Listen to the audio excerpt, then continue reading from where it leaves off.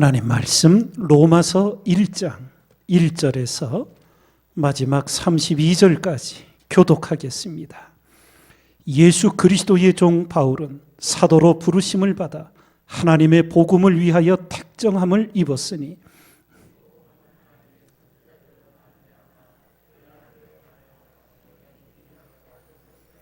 이 아들로 말하면 육신으로는 다윗의 혈통에서 나셨고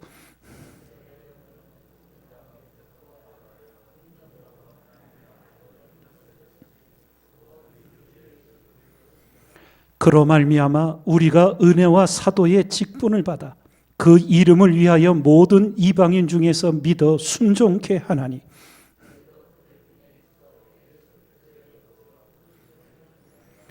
로마에 있어 하나님의 사랑하심을 입고 성도로 부르심을 입은 모든 자에게 하나님 우리 아버지와 주 예수 그리스도를 쫓아 은혜와 평강이 있기를 원하노라.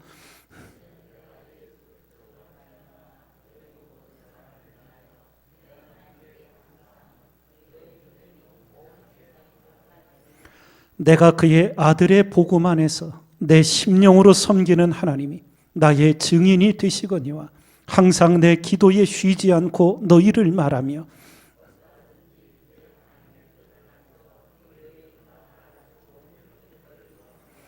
내가 너희 보기를 심히 원하는 것은 무슨 신령한 은사를 너희에게 나눠주어 너희를 견고케 하려 함이니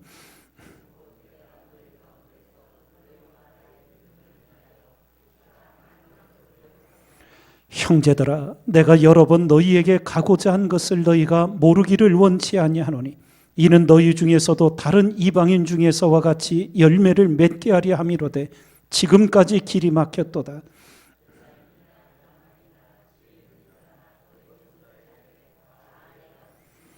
그러므로 나는 할 수 있는 대로 로마에 있는 너희에게도 복음 전하기를 원하노라.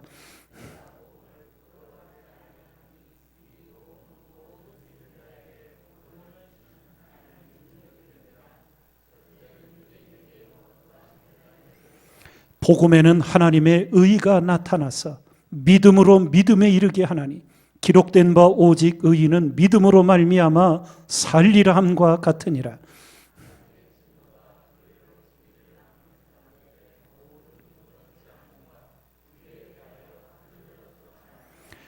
이는 하나님을 알만한 것이 저희 속에 보임이라. 하나님께서 이를 저희에게 보이셨느니라.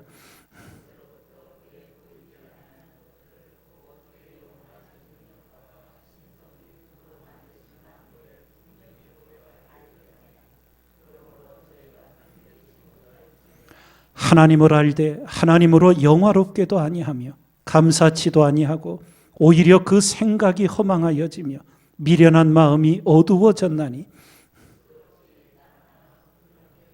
썩어지지 아니하는 하나님의 영광을 썩어질 사람과 금수와 버러지 형상의 우상으로 바꾸었느니라.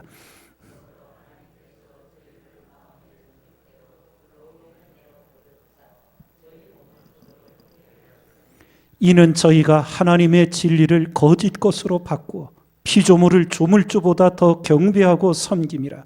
주는 곧 영원히 찬송할 이시로다. 아멘.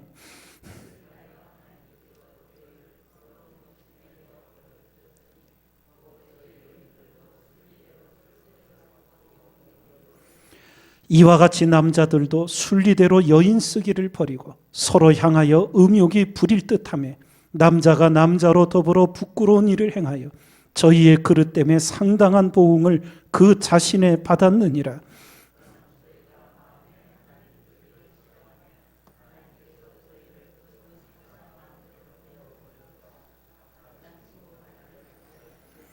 곧 모든 불의, 추악, 탐욕, 악의가 가득한 자요 시기, 살인, 분쟁, 사기, 악독이 가득한 자요 수군수군하는 자요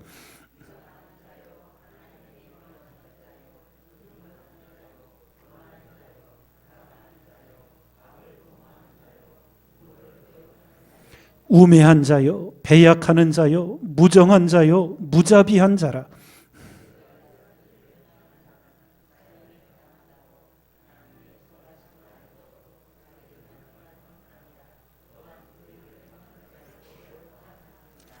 아멘.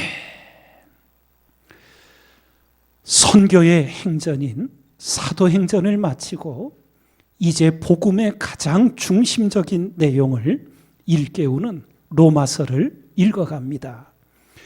오늘 로마서 1장을 통하여 사도 바울은 먼저 자기 자신의 정체가 무엇인지를 분명히 깨달았고 그것을 먼저 고백합니다. 뭐라고 말하느냐?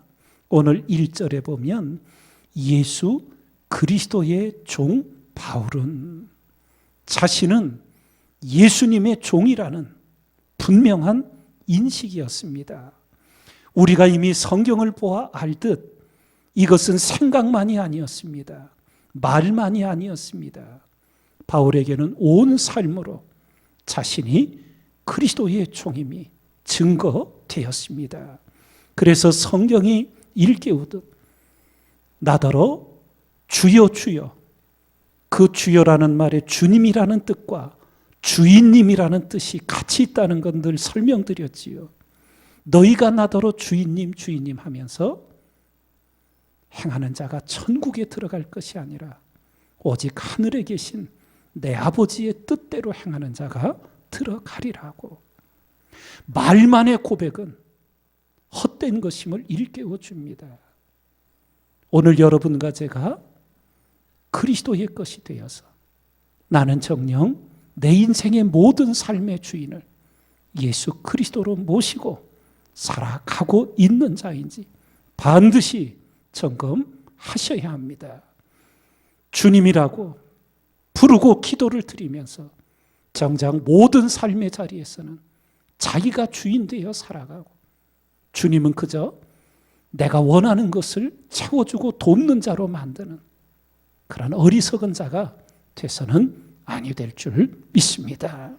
이런 가운데 사도 바울은 14절에 이런 고백을 합니다. 헬라인이나 야만이나 지혜 있는 자나 어리석은 자에게 다 내가 빚진 자라. 이게 무슨 뜻이겠습니까? 사람들에게 돈에 빚졌다는 것이 아닌 것을 이미 알고 계시지요. 이런 의미입니다. 다메섹 도상에서 기독교인들을 핍박하던 바울이 오직 주님의 은혜로 회심을 이루고 구원에 이르게 되었지요.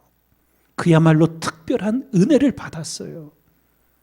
그것을 하나님이 나를 향한 특별한 사랑으로 받은 것이 아니라 바울은 그것을 복음에 빚진 마음으로 받았습니다. 여러분과 제가 이 마음을 어떻게 생각해야 하는가? 내가 먼저 구원의 백성이 된 것, 그것은 나의 예전처럼 주님을 모르고 구원에 이르지 못한 자들을 향하여 복음을 전하라고 하는 사명을 주셨다는 것, 복음에 빚진 자라고 하는 스스로의 일깨움입니다. 우리 기독교 역사에서 우리 믿음의 선진들이 바로 바울, 이런 마음을 가지고 하나님 앞에 살아갔는데 그 대표적인 인물 중에 하나가 성 프란치스코입니다. 프란치스코가 제자들과 함께 전도에 일을 하고 피곤한 몸을 이끌고 저녁에 들어와 이제 한숨 자고 밤 11시 12시면 성전에 올라가 기도합니다. 어느 날 제자 하나가 도대체 우리 스승님은 이 밤마다 고단한 몸을 일깨워 뭐가 그렇게 기도하실 게 많아 올라가나, 엄밀히 따라가 뒤에서 조용히 기도를 엿들었다 그래요. 그런데 그 프란치스코의 기도는 이 죄인을 불쌍히 여겨달라는 가슴을 치며 하나님 앞에 회개의 기도였어요. 그날도 그 다음 날도 또 그 다음 날도. 그래서 어느 날 이 제자가 프란치스코와 단둘이 길을 걸어갈 때 물었습니다. 스승님은 스스로 어떤 사람이라고 생각하십니까?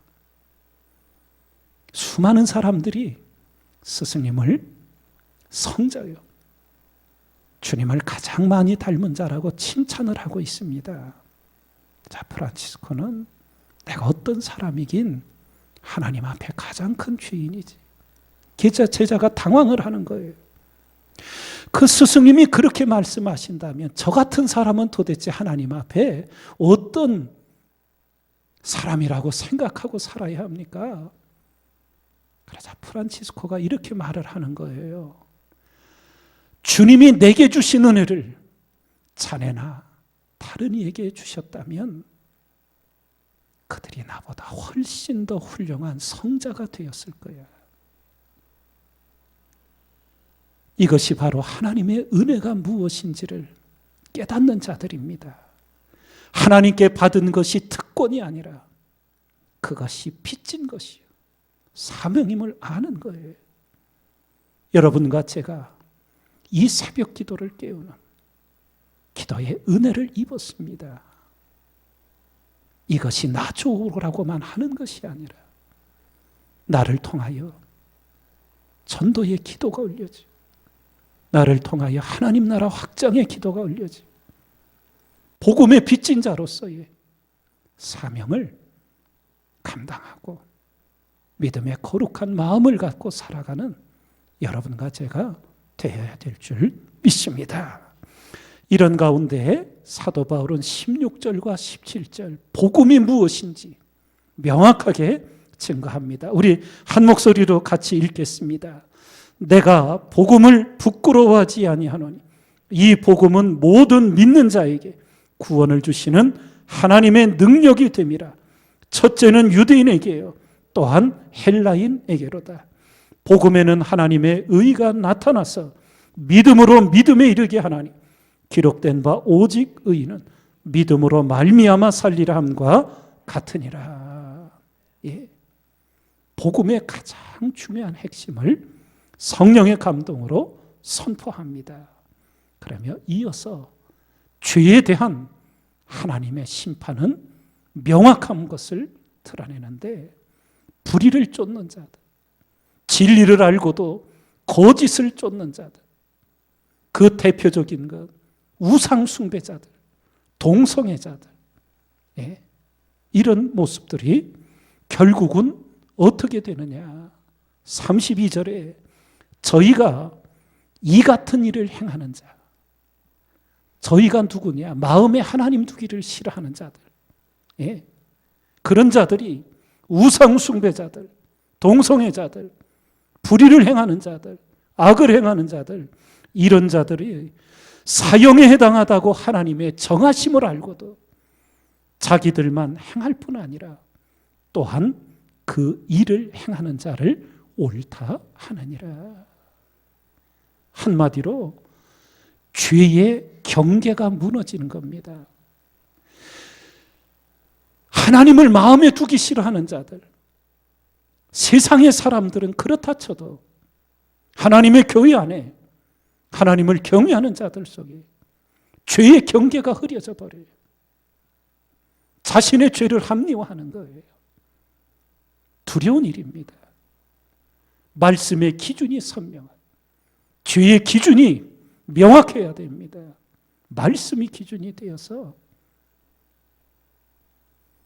그 같은 일을 행하는 자들, 불의를 행하고 악을 행하는 자들은 자기들만 그렇게 사는 게 아니라 그렇게 하는 자들을 옳다라고, 그렇게 하며 결국은 같이 망하여 가고 마는 겁니다. 새벽마다 하나님을 경외하는 은혜 속에 내 삶에 얽히는 죄의 경계가 분명해지며 죄를 합리화하지 않고 철저히 통회자복하여 죄악을 떠나는 가장 복된 우리 생애가 되길 주님의 이름으로 축원드립니다.